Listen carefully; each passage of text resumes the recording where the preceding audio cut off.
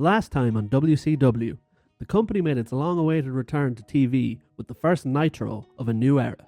Coming into the show, however, celebrations quickly turned somber as Curt Hennig passed away suddenly on the day of the show. Therefore, the first Nitro became something of a tribute show to the late Curt Hennig, with DDP and Canyon facing off in a tribute match, and DDP leaving his US title in front of a portrait of Curt. Later in the show, the newly formed network, Lance Storm, Mike Awesome and Cyrus, revealed their shocking deal guaranteeing world title and US title shots at the Great American Bash, in exchange for Nitro's TV deal. The main event then descended into chaos, when Buff Bagwell laid out a surprise opponent Jerry Lawler with a shot from the US title, which DDP had left in tribute to Curt. This insult to Curt's legacy sparked a furious showdown with DDP, Shane McMahon and Buff. Now, with tensions high, Nitro rolls on. Okay, we are back in TEW 2001 WCW. Hopefully, this time, there's some less surprises, less shocking incidents. The first thing I want to do, straight away, because I remember from that news story about Curt Hennig's death, that it was our drug policy which may have caused it, and I think we could be in trouble for the next while. It might be harder for us to grow. Our show ratings might take a hit because I think we are in the midst of a scandal, essentially. So let's check out our drug testing before we do anything.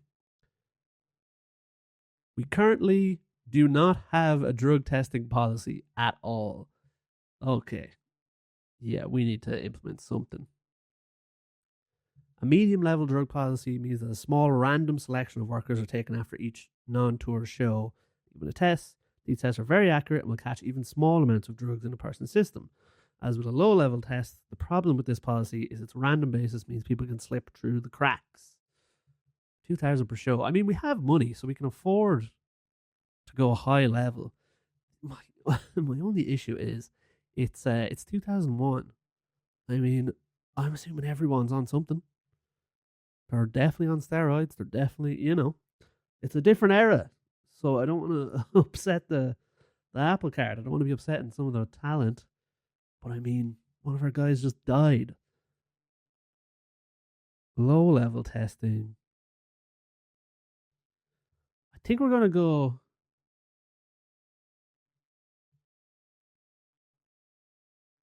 Let's go medium. Medium level testing. And look, if people, I'm not going to test for steroids. Everyone's on it, I'd imagine. It's years before Benoit happens, and that gets implemented. So I don't want to wipe out half my roster. We're going to get rid of soft drugs as well. Look, if they're, I don't mind that.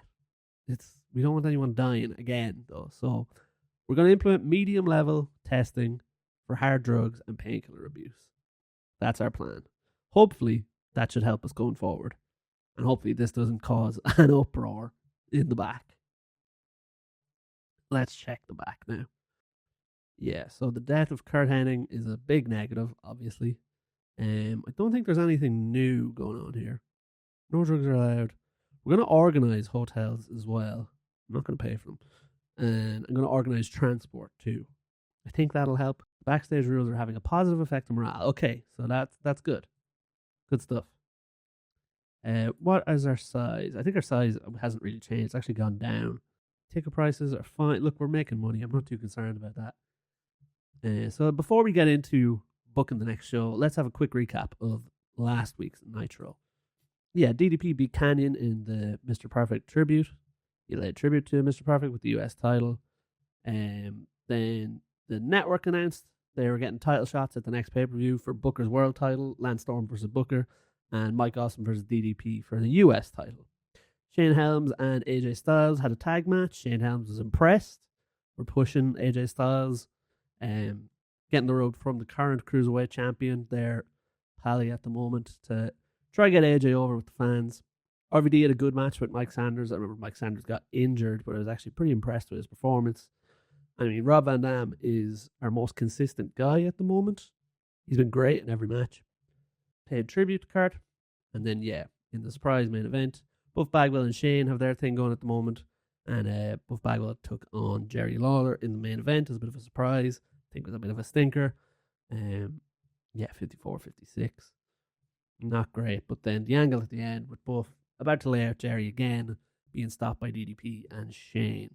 So that brings us into the second episode of Nitro, which I'm about to book unless any news pops up in the meantime. Doesn't seem like we were stopped by any major news. House show held. Yeah, nothing major going on. Billy Kidman has changed his style. He's now a technician. Interesting. I assume he was a high flyer before that. Nothing too... Ooh. Tornado hits. Travel chaos and general disruption hit the U.S. Southeast region after a tornado ripped through the region. Good God, it's all kicking off in this save. Every week, something crazy happens. All live events and sporting fixtures in the area saw significant reductions in attendance as a result. Okay, I don't know if that's still ongoing. I assume not. But let's avoid the Southeast region. Let's stay away. Hopefully none of our guys have to travel either. So yeah, Nitro is tonight. Let's get into it. Let's run in the tri-state area. So let's run in New York. We're expecting 4,867 fans. So let's try sell somewhere out. Asbury Park. What is it? 4,867. I think we could sell out here. The Stuart C. Siegel Center. The Utica Memorial Auditorium. It says both for some reason. Let's try here. Try sell it out. We might not, but we might. No pre-show incidents. That's good. Let's hold our booking team meeting. Which reminds me, I actually have a character one, I think, for Booker T I need to implement. So let's get some finishes. Bit of a gamble for DDP. No, I don't want any gambles. I only want sure things, certainties. I don't need to be hurting to finish. We just want to be improving things. Likely to succeed for anyone. Yeah, we'll take that. Let's take an angle idea, maybe. A big gamble. No, thank you. 42 points. Let's get another angle idea. A near certainty. Here we go for anyone. Okay, perfect. We'll use that today. That is the meeting. Let's check the locker room incidents. Danny Doring has turned up and requested he be allowed to hang out. Yeah, I have no problem with that. Come on in. I might actually bring Doring in. I like Doring. Jamie Noble and Sean Stasiak had a rip-roaring argument outside. That's fine. No real plans for Stasiak at the moment. Noble will pop up in the Cruiserweight division. Yeah, that's fine. Fight away, lads. I don't really care. Alex Skipper created a fun and relaxed atmosphere backstage after finding a karaoke machine. Starting a competition. Good stuff. Dusty Rhodes ran training drills. That's good stuff. Alright. Happy enough with that. Nothing too crazy. Do you know what? I think I'm just not going to do anything. I feel like when I do things, it just annoys people. So let's not do anything for the moment. Alright. Who's absent? Dutch Mantel's not here. That's fine. Dutch Mantel, though, is going to be unavailable every Nitro, I assume that means, which is a bit of an issue. Mike Sanders is out injured. The Walls in rehab. Nothing too major, but I do need to think about Dutch Mantel. Because, I mean, is he still booking for me? Is he still doing all that stuff? Road agenting, even though he's not available? Don't know. I'll check. Alright, I'm going to book the show, so back in a sec. Alright. We're back. The show is booked. We're good to go. Episode 2 of Nitro. It starts off, we just had a pre-show match like we've been doing for the last few shows. Just kind of giving some in-ring time to some of the new talent, the younger guys we have in, and some other people might not be using, or that I'm not familiar with, and just see what they're like in the ring, what the ratings are like. 40s all around here, which is fine. Again, like neither of them are over or anything, so not the worst. Good little performance from them both, from Homicide and Jason Jett. This is a pretty good match for a pre-show. I had Chris Hero and CM Punk versus Amazing Red and Super Crazy. I have Amazing Red and AJ Styles as a tag team set up, but haven't started that yet, really. Given Amazing Red a bit of time to get some in-ring time under his belt and improve a bit before we kick that off. But yeah, pretty good there. Super Crazy did really well. He got a 60. He carried the match, basically. So, looks like Super Crazy will probably get some TV time soon. That's a good performance from him. Good to know. It makes sense, too. He was really good in ECW at the time. And then, the show begins properly. So, the pyro's going off. The show is kicking off. And DDP storms down to the ring while the arena pyro goes off all around him. He means business, and he's not waiting around. He grabs a mic. Buff Bagwell, what you did last week is one of the most sorry, disgusting acts I've ever seen in a wrestling ring. So for once in your life, why don't you man up and come down to this ring and get what's coming to you? So DDP not waiting around, not messing about. He wants Buff Bagwell right now. And 75 rating, good stuff. DDP did a great job. But it's not Buff Bagwell who answers the call. It's Shane O'Mac, the CEO, the owner. He answers DDP's call and comes down to the ring. Look, DDP, Dallas, I suppose he'd say, I feel the exact same way you do. And so do all the boys in the back. Trust me, I know you all want to rip Buff apart for the disrespect he showed Curt Hennig last week. And frankly, I do too. But this is a new WCW. The inmates don't run the asylum here. So if we're going to do this, we'll do it the right way. I've warned Buff to stay put in his locker room tonight for his own protection. But you'll get your shot at him, Dallas, because later on tonight, it's going to be you versus Buff Bagwell in this ring. And by the way, it's no holds barred. DDP smiles. So yeah, looks like DDP is going to get his wish, and the fans are going to get their wish, and Buff is going to pay for his crimes last week for his disrespect he showed Mr. Perfect in a no-holds-barred match. Unbelievable segment here. 88 rating. The crowd is pretty hot. Well, it's simmering, actually. DDP was superb without a script. That's 2 great segments from DDP in a row. Shane O'Mac worked the crowd well, and he did a great performance all around, basically. 88, that is promising stuff. Cut to the broadcast booth with Jerry Lawler and Tony Schiavone. And they're kind of just introing us to the show, getting us set up. Well, Tony, I for one can't wait to see that Punk Bagwell get what he deserves later tonight, says Jerry. King, I think we're all in agreement. In WCW, that's something we're all looking forward to right now. But that's not all, folks, because tonight in our main event, we will see our world champion, Booker T, taking on one half of the WCW tag champs, the Network's Mike Awesome. Booker's got a world title match against Lance Storm coming up at the Great American Bash, and Mike Awesome is going to be taking on DDP for the US title on that show too. So this match should give us an idea of what we got in store at the next pay-per-view. But now, folks, it's time to get into some cruiserweight action.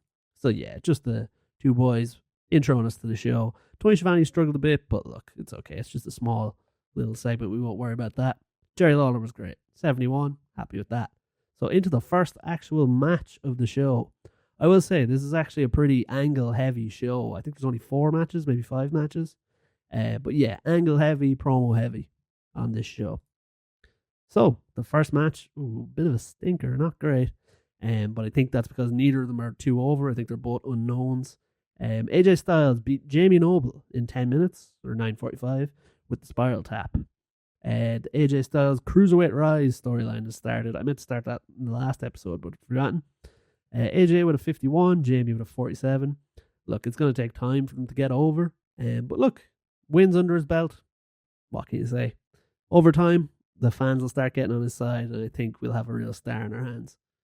But yeah, AJ picks up another win 2 weeks in a row. And once again, just like last week, Shane Helms applauds AJ and raises his hand after the match. He's very impressed by AJ in the last few weeks. And we'll see what comes of this little duo or this story. But yeah, just getting AJ over mostly. The AJ Cruiserweight Rise storyline gained heat there, so that's good stuff. Now, Cyrus and the Network are backstage.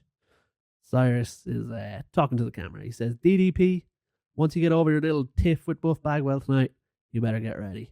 Because at the Great American Bash, the network are going to show you why we are running the show. And if you don't believe me, just watch what Mike Awesome does to Booker T in the main event tonight. And Booker T, good luck tonight. And good luck at the pay-per-view. Because after Awesome is done with you tonight, Lance is going to pick the bones at the Great American Bash. And the network are going to leave with all the gold. I kind of hoping Cyrus is able to carry these segments, but I don't know. Maybe he's just not over enough. Maybe that's what it is. Because he has the mic skills. Cyrus got a bonus for decent improvising, high morale, an amazing heel. I was kind of hoping for a bit more from this angle, but I think Cyrus just needs to get more over, and these segment ratings should rise because he's good in the mic. I think he's got 80 microphone skills or 80 charisma around that. On with the show. In a bout that had good wrestling and a decent reaction, RVD beat Chris Candido in 12 minutes with a 75 rating. That is a great match. RVD had an 84. He is an incredible performer at the moment. I think he's going to rocket up the card at this rate if he keeps these levels of performances up, because I think he's our best guy at the moment. The RVD storyline advanced with this one. RVD's got a groundswell of support. He's in amazing form, and the match got the crowd hotter. Good stuff. A loss for Chris Candido, but I think that's a good duo, good match. 66 rated. 75 rating. You can't really go wrong there. That's good stuff. After the match, though, RVD's hand is being raised, and Canyon attacks. Canyon lays out RVD from behind and stands over him triumphant. He mouths to the crowd, who better than Canyon? So, not everyone is happy with RVD's rise to stardom over the last few weeks on WCW. And it looks like Canyon is laying down the challenge. Joey Styles is joined backstage by our world champ, Booker T. He says, Booker, some strong words from the network earlier tonight, and you've got a big main event coming up against Mike Awesome. Thoughts? And Booker says, the network, they want to try to take WCW over. They're trying to take the titles from me and my man DDP. Well, I'm going to tell you right now, Mike Awesome, Lance Storm, you better bring it. Because the world champ is going to be holding this belt for as long as I damn well please. Now, can you dig that? Booker laying out the challenge there. He's not afraid of any challengers for his title. He's not afraid of the network, and he's going to let them know that. 75 rating again. The angles have been popping off so far in this show. I'm very happy with how it's going. And Booker with a good promo. Then we go backstage. Buff Bagwell, is time for him to make his entrance for his no-holds-barred match against DDP. He's escorted from his locker room to the ring by security. As he's being brought by the security team, the WCW roster are, they're trying to get their hands on him. They're throwing stuff at him. They want to see this guy get his head taken off for what he did on the Curt Hennig tribute show last week. Buff is looking terrified. He does not want this match. The security team brings him all the way down from the locker room, down the ramp, into the ring, and Buff could not look more like he wants to get out of there. As he gets to the ring, he tries to make a quick escape, but the security team stop him and they put him back in the ring. He cannot escape. This match is gonna happen, whether Buff likes it or not. Nice little simple angle there of just Buff working the crowd. 64 in. That's not too bad. And the crowd was hot at the end of it, so can't complain with that.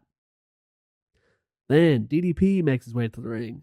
He's got a shopping cart full of weapons to punish Buff with, and a crazed look in his eyes. He is ready to get his revenge and to make an example out of Buff in this no-holds-barred match. And then we get into the match. The match had great heat and good wrestling.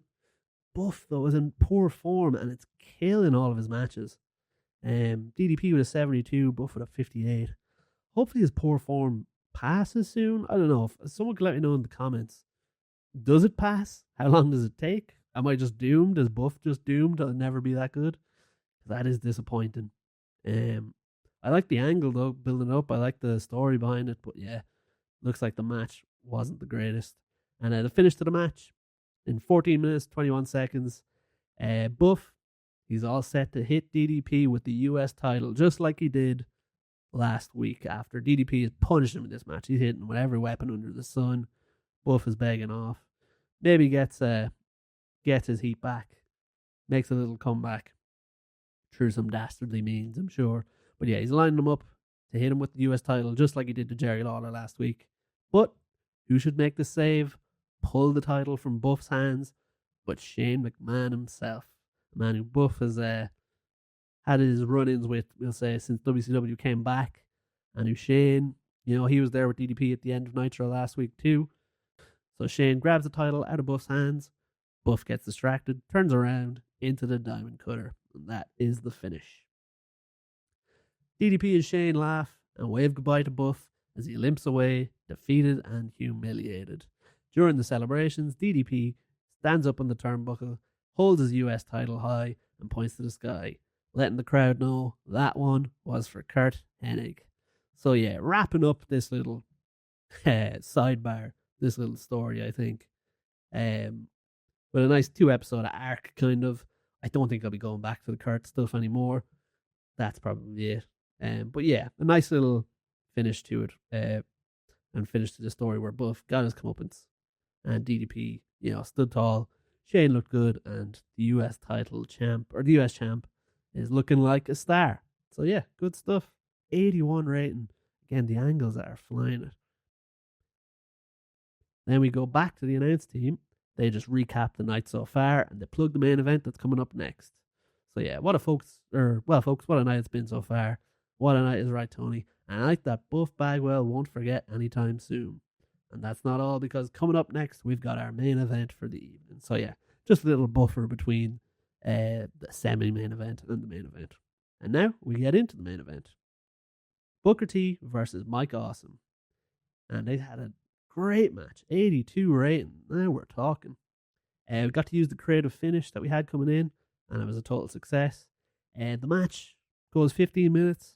Booker T has the upper hand. It looks like, he's about to put Mike Awesome away. But Lance Storm makes the run in, attacks Booker, and it's a DQ. The match gets thrown out because of the network shenanigans.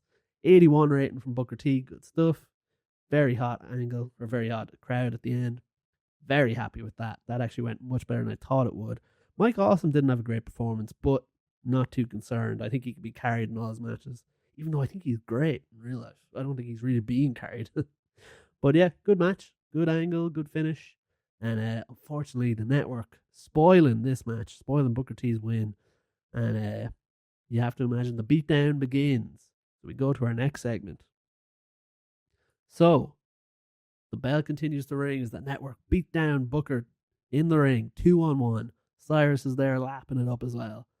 They're hitting him with super kicks. Awesome bomb still works. Mike Awesome holds Booker up as Lance prepares to hit him with the world title belt. Booker's in big trouble until Stevie Ray hits the ring from the crowd. None other.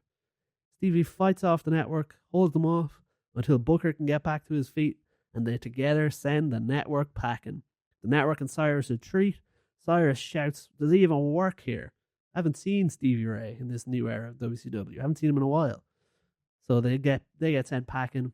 Booker and Stevie Ray lock eyes in the ring. They've had some history. They've feuded. They've been a tag team for a long time. They've been through a lot. But they lock eyes in the ring, and after a moment's hesitation, they hug and celebrate together. And it looks like Harlem Heat is back. So yeah, just a little backup for Booker in this storyline, I think is good. And obviously you could use DDP, but I don't want Booker and DDP constantly going together. It seems a waste to use them in the same segments together. Might as well spread it out. So yeah, I thought Booker could do with a bit of backup. And who other than Stevie Ray? I don't think Stevie Ray's that great. He's not going to perform that well, but he's a body for the storyline, and I think it makes sense. So yeah, the show goes off the air with Harlem Heat standing tall, and the network, sent packing. Used the angle idea. It was a success. Not a great rating though. So let's see what happened there. Rating was increased due to Booker T versus the World storylines. High heat.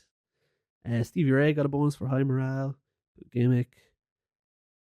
Mike Awesome penalized for low morale. Is that what took the rating down? It seems like everything else went well. Maybe it's just because Stevie Ray is not that over as well. But yeah, happy enough with that. That was a good show, I think. Let's see the rating we got. 79. Happy with that. Okay, Mike Awesome was slightly overused. Oh, was he not just in two segments, a promo and an event? That's interesting. Maybe that's why the last angle. Oh, sorry. So he was in a promo, the match, and the angle. That was too much Mike Awesome for one crowd. No, nothing about DDP or Shane McMahon. I'm assuming then if you're a bigger star, they're more lenient about you being used again. But yes, 79 rating. That is a great show in a sold out arena. Very happy with that. Our popularity's increased. Our best show yet, I think. Pretty sure. So yeah, successful evening. Let's check the financials. Yeah, another 200 grand profit. We can just do that every week. We're flying it, especially with the money we get from the pay-per-view revenues once a month.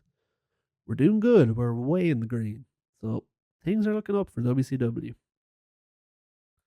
Let's check our popularity. Yeah, we increased 3 places. Hawaii, Southeast, and Mid-Atlantic, which is good. That's a good show. Nice and successful.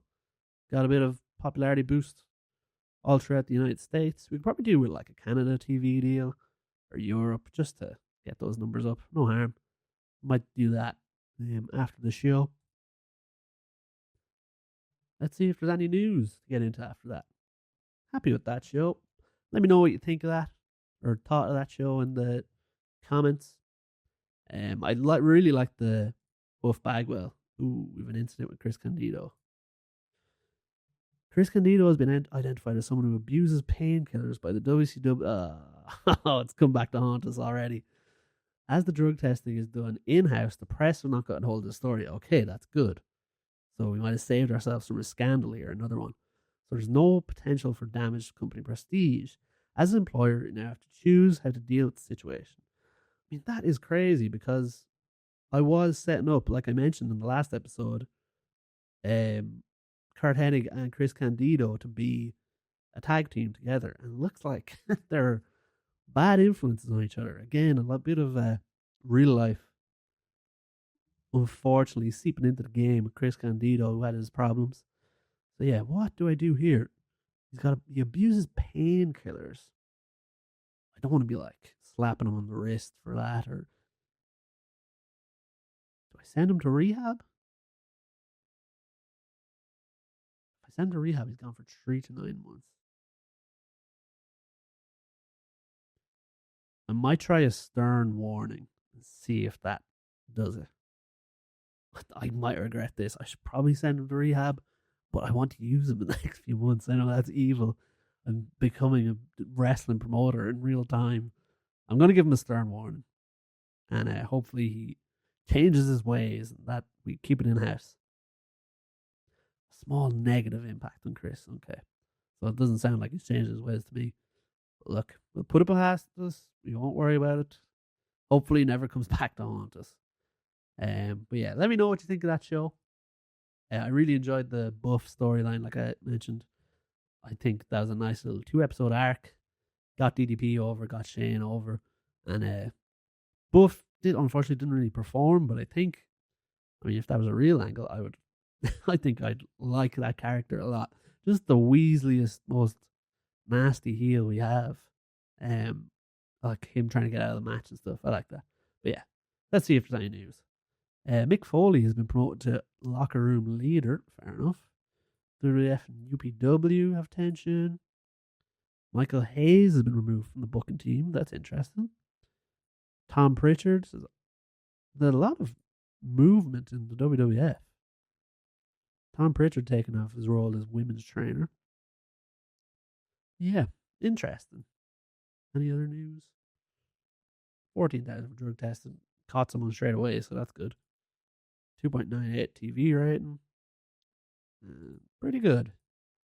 Yeah, so I want to set up a quick TV deal for Canada and Europe, if we can. So let's do that. Canada. If we can get one that has everywhere. Showcase. Let's run that. Even though it's pretty small coverage, it's better than nothing, I think.